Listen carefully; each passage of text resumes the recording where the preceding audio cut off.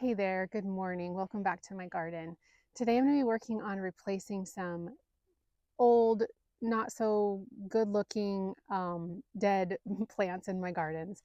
Primarily there's a few lavender that need to be replaced, and then also some an area where there was a couple grasses that didn't come back, and then also a lemon cypress that I had in a container. It's basically half dead. So I'm going to be digging out those plants and then replacing them, some with the same plant that was there, and then some with some different. So I'll just show you the plants that I'm replacing those with, and then we'll go to each spot and get the project done.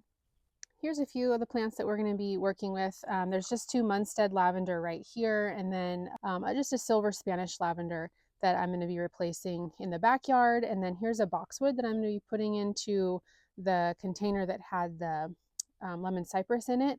And this is just a Green Mountain boxwood that I'm going to be kind of trying to keep into cone shape. I did prune that up first off when I came out here just a little bit to give it a little bit more of that shape. And then here's two Munstead Lavender. They're pretty standard. They're just, I believe, an English lavender.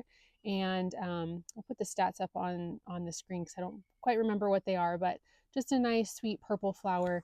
They're just starting to come into bloom. And so I really wanted to get these in the ground before they started to bloom so that I could enjoy them in the garden rather than, just in their nursery cans. So let's go over to the first spot where we're going to be taking out and planting in one of the Munstead Lavender. All right, so here we are up here on the front lawn garden, just to give you perspective of where we're at. We get to work next to this gorgeous lilac, which is coming into bloom. But this is the one that we're going to be pulling out. It's just gotten kind of woody on the base, and because it's right here at the front of the bed, it's just a little bit of an eyesore. This one's probably been in the ground for, oh gosh, 7 years. I don't know. It's hard to tell at this point. This bed, this slanted front garden bed here, I started to put in about 16 years ago. And so it's a little hard for me to remember when certain plants went in and things like that. But, plants do have a lifespan. And while some have longer lifespans than others, I just feel like oftentimes lavender hits a point where it's best just to replace it. And we just did that recently with, the lavender that was over there by my garden shed. Pulled that out and replaced it, and I just felt like it's a good time to do this one and two others in the backyard too. So we're going to just pull this out. I just have my shovel, some fertilizer that I'm going to put into the hole. I don't think I'll have to use the auger because I think I'll have enough of a hole digging this guy out to put in the new one. And then we're just also right next to the lemon cypress that we're going to be pulling out too. So we'll just knock these two out real quick and then go into the backyard.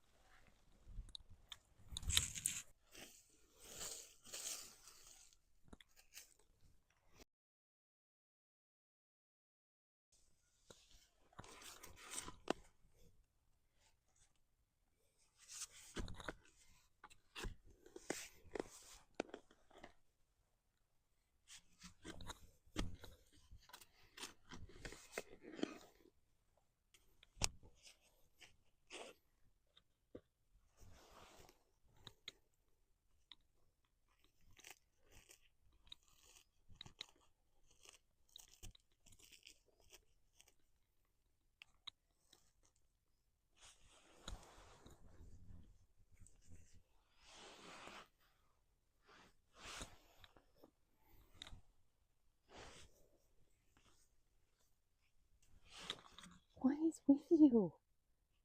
What is with you?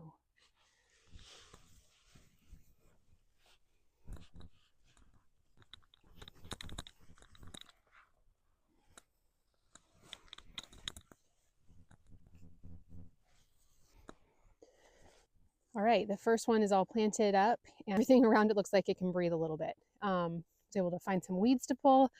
So that was good. And yeah, I think this guy will be happy here. It'll be nice to be able to see, the plants that are behind it. It was kind of shrouding out this coreopsis that's right there. And then this mini vista indigo will be able to do its thing a little better, spreading out around that. So now we're going to take after this. can see there, this lemon cypress, just not doing great, especially on the other side. I did spin it around so that the ugly side was not facing the house, but I think I'm just gonna pull it out. Looks like I'll probably need to go get some new soil too, just to give this boxwood a good chance. This container is a galvanized one. It does have some holes on the bottom, but it's a pretty cool container, but can't see it all that well right now because of all the columbine that's growing up in front of it. But anyway, I'll just pull this guy out and maybe go get some soil, and then we'll plop this boxwood in.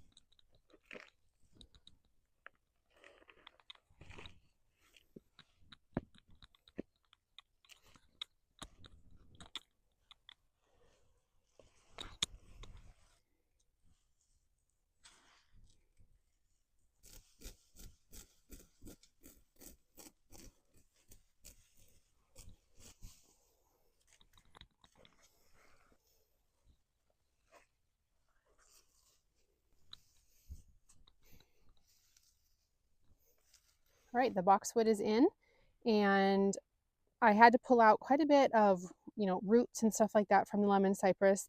But once I did that, I decided I didn't really need to add in more soil. I just kind of refluffed it up, added in some, some starter fertilizer, and just went for it. putting the boxwood in. I'll obviously watch it and see if it looks like it's struggling, but I think it'll be a lot happier just having a bit more space, than it did in its can. So yeah, so got that guy in and the lavender, and so now go dump this stuff and we'll go on to the next spot.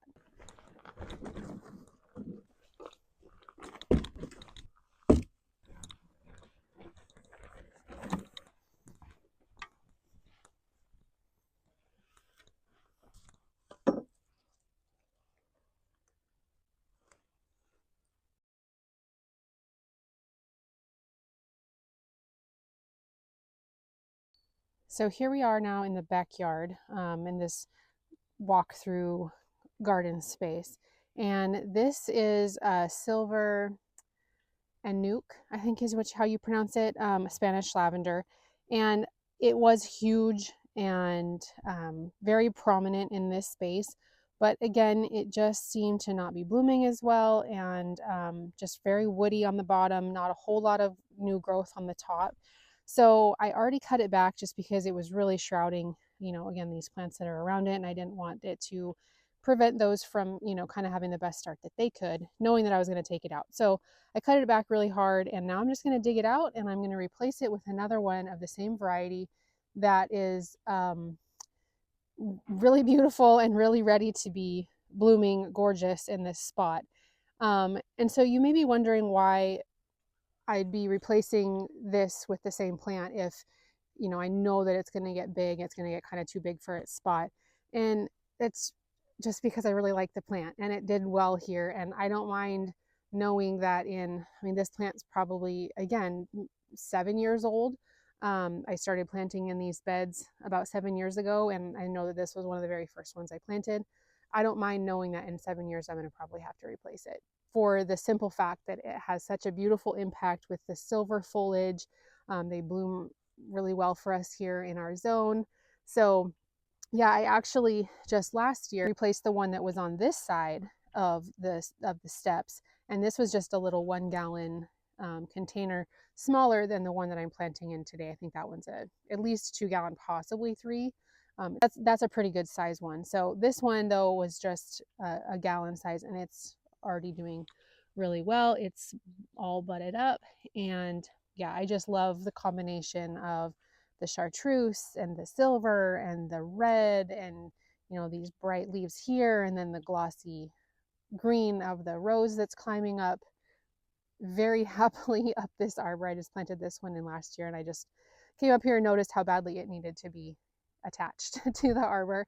But anyway, I love the color combination of the silver amongst what's around it. So wanted to replicate it again over here. So I'm just going to dig this guy out. You can see, I mean, it's just a beast. I mean, look at those. I don't know if you can tell how big it is on the bottom. It was super happy here. But again, it just kind of lived its life. It did its thing. And now it's going to be replaced with another of the same. So get this one out and get the new one in.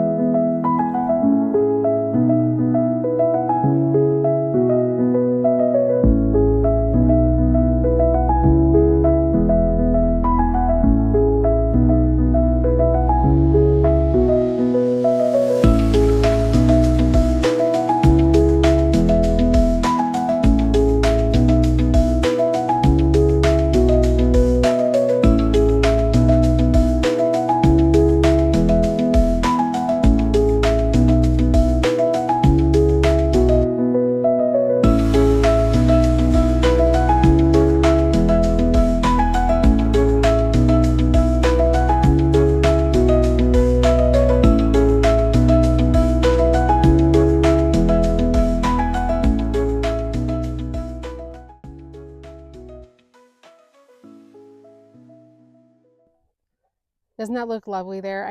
I'm so glad to have this one replaced. And it's just such a focal point in this garden. And we're actually going to move down to where I'm going to plant the other one. And when we're down there, I'll show you the viewpoint of this one up from kind of where I see it. And we'll get a good effect of why I enjoy this silvery color here so much. So yeah, from down here, you can really see that lavender that we just planted in with the silver foliage and starting to bloom. It'll be a really pretty purple right there. And the other one on the other side, you can barely see it poking up right there. But over time, it'll catch up to this one and there'll be just a beautiful pairing on either side of this path. So super happy to have that one in the ground. It was really not too happy in the container. I had to water it every other day or so. I think probably because the bottom, as you saw, was pretty root bound. So got that part kind of ripped off, and I think it'll be super happy to be in the ground. So now we're going to move over here to where I'm going to be planting in this last one. This one the lavender that was here, I already tore out because again, it was just really overgrown and just kind of blocking everything that was around it. And just on a day earlier this spring, I was just thinking it looked so ugly, I just pulled it out. So we're going to get this one in the ground, but I think before I do that, I'm going to have to work on pulling out some of this wild strawberry.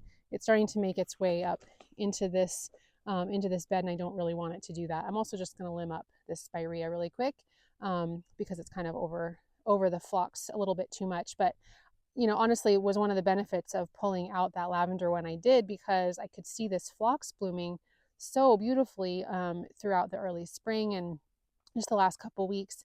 I think because it got a lot more light since the lavender was pulled out. So that was a really nice benefit of getting that out a little bit earlier. But now I do have the Munstead, so I'll go ahead and get this area cleaned up a little bit and then get that guy in the ground, and then see about getting in the Carex that I have out here too to replace some grass.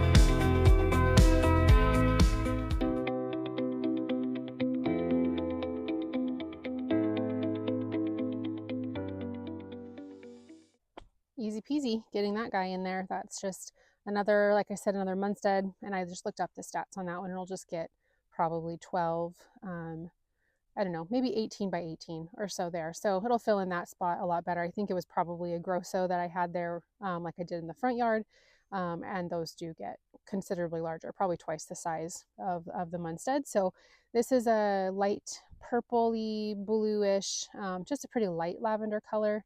Not as rich as some others, but it's just a sweet sweet accent in this bed. So glad to have that one in the ground. And now let's go over here and look at the Carex really quick. I apologize for the lighting here. I probably should have started here rather than back in the complete shade, but this is the spot right along our pathway where here's our patio over here.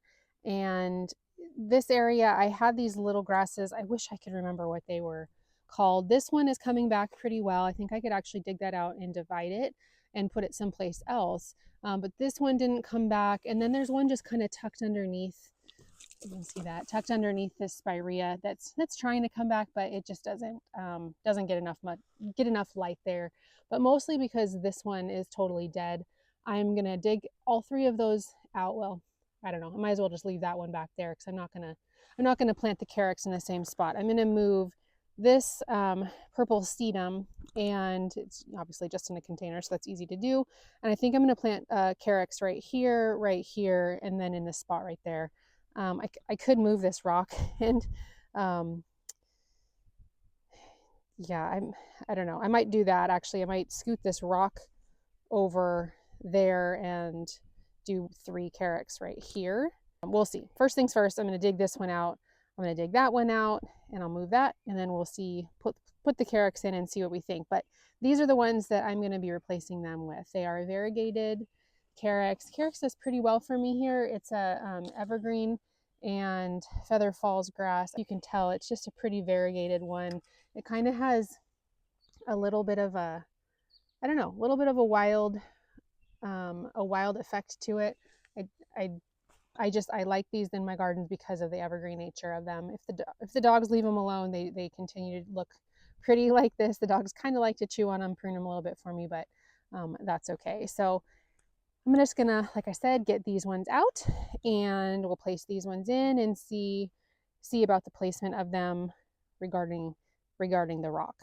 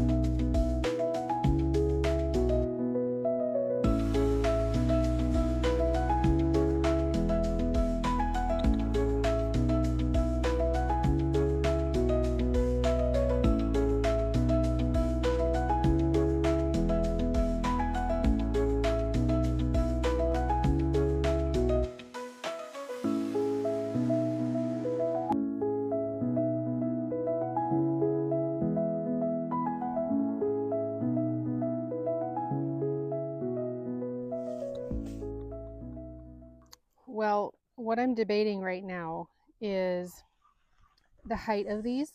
You can see obviously it's still in its container, and so it's lifted up a little bit. This one, that one's a nice height. When I place this one down into this spot from where I moved the rock from, it's quite low. And so I'm debating of whether to bring over some compost that I could like lift this garden bed up in these spots just a little bit. It's kind of on a slant, as you can see. And if I plant the Carex into the ground, it'll kind of be the same height as this lavender. And I'd prefer it to be lifted up. So either I can pot them up into terracotta pots and just have them in this space. I don't think you'd really even see the pots because they're so, wide.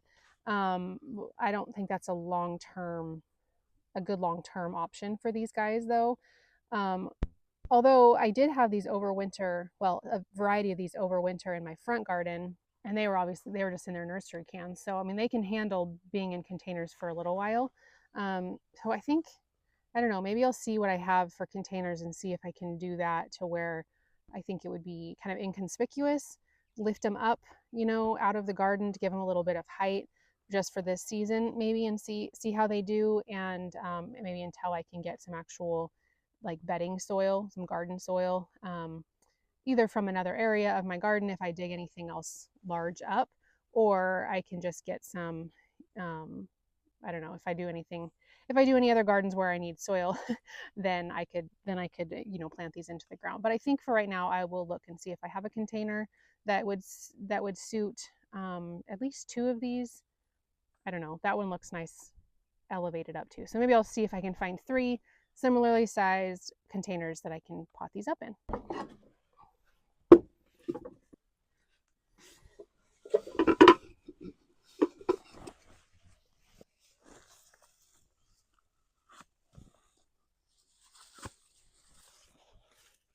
Okay, I think I'm going to go with these ones. You can just see they're kind of this, I don't know, brown clay, pretty inconspicuous. I have 3 of them that match. So this one I might actually kind of bury down the pot into the ground a little bit, just so that they stay all the same nice level. So got to go get some potting soil and get these potted up.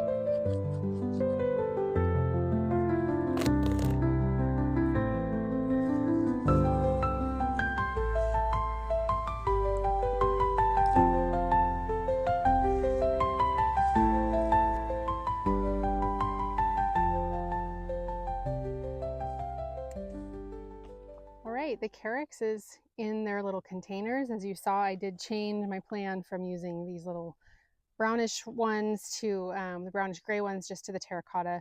The terracotta were a little bit larger, and I felt like it would benefit the Carex to have a little bit more soil around them, just to extend the amount of time that they could be in these containers. And I think that it looks really nice having them elevated up. You can hardly see the containers. They kind of just I guess in shadows.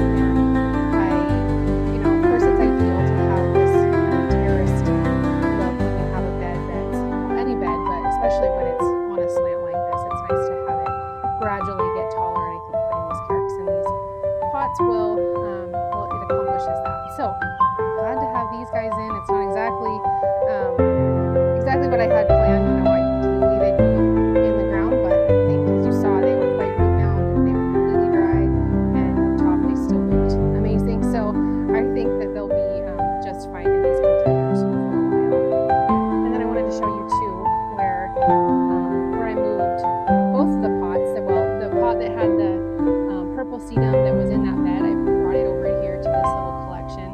And then in this one right here, it had a heuchera in it that was gorgeous last year, and it didn't survive the winter. So I just transplanted that grass into this little container, and I have another grass up here.